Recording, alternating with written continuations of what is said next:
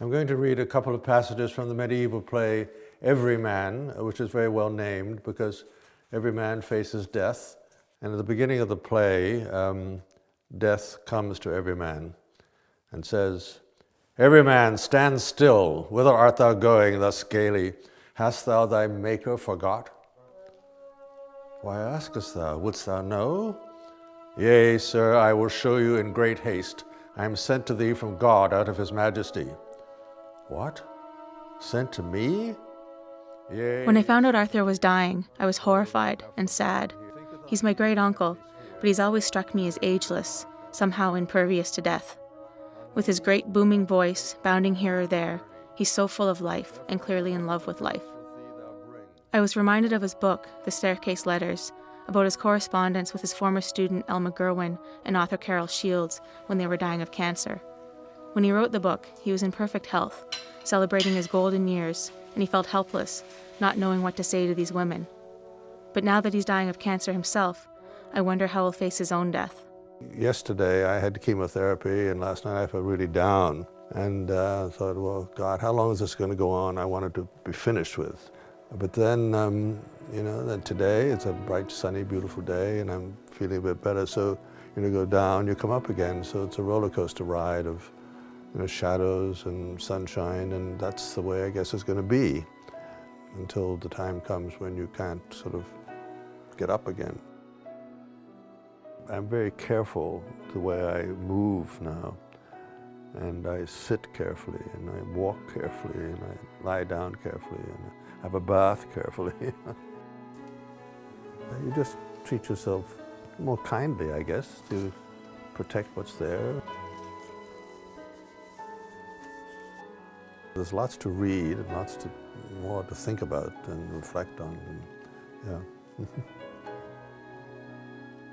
I am death, that no man dreadeth, that every man arrests and no man spareth, for it is God's commandment that all to me should be obedient. O death, thou comest when I had thee least in mind. In thy power it lieth me to save, yet of my goods will I give thee, if ye will be kind. Yea, 1,000 pounds thou shalt have, and defer this matter till another day. So while we know we're going to die, it all seems very theoretical, despite the fact that everyone who's born dies. You always want a little longer. Even if at 85 I'm told I have a few months left, I'd like it to be a little longer. And, it's not going to happen. People hardly ever talk about death. It's awkward, uncomfortable, sad. It feels almost impolite or crass to bring it up. Like it's bad enough someone's dying. Why should you remind them of it? I slept pretty well last night. I wake up lots of times, but I go back to sleep, which I don't always do, but I did last night. I went back to sleep and I slept in. Yes. And what do you do when you can't sleep? I just lie there and think about things. What sort of things? Well, dark things, and then I try to think of jolly things and bright things from my life in the past. One does wonder if one could have done more and should have done more, but you only have the time you have. And one of the rewarding things for me at this point in my life, these last couple of months, have been the letters I've got from students. I mean, I happen to have here a whole pile of them, Students I had 50 years ago saying, thank you for what you did. And, that means a lot to me. But people are very self-conscious about their feelings. But it would be so much better if we told other people, how much we love them or like them. Do you have any advice for people who are still fumbling through trying to live their lives? Well, trying to be honest with yourself. I mean, being gay was not something that was easy for a lot of people to accept.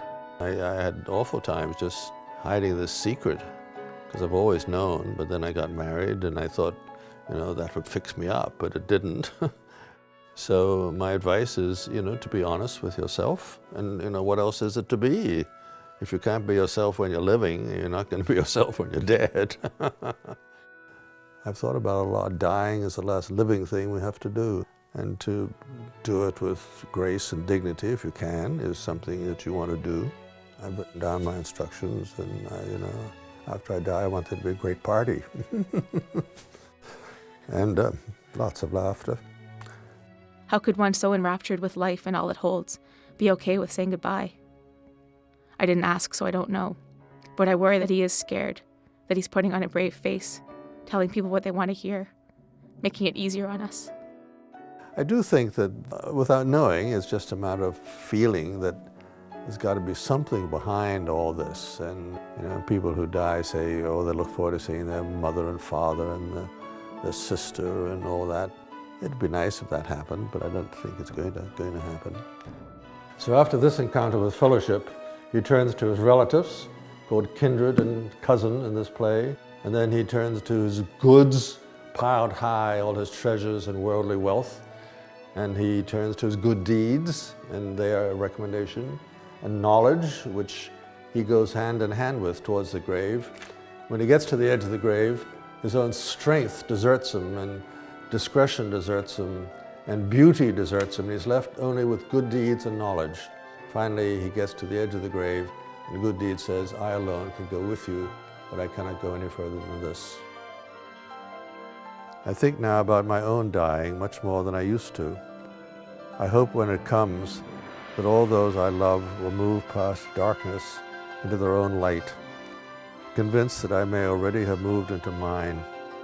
What now will I say at my end? That I need more time for love, or that I use the time I was given.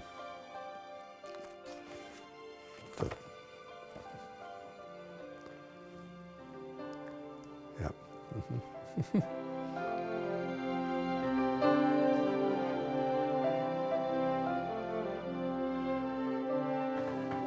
Mark and marker.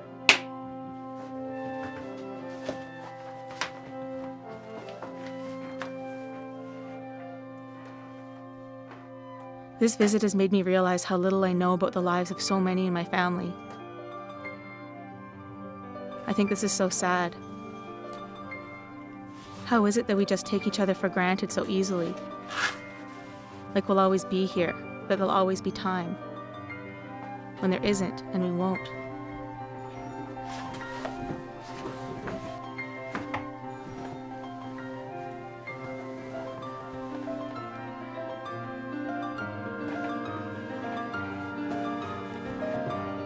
Okay, good night, Megan.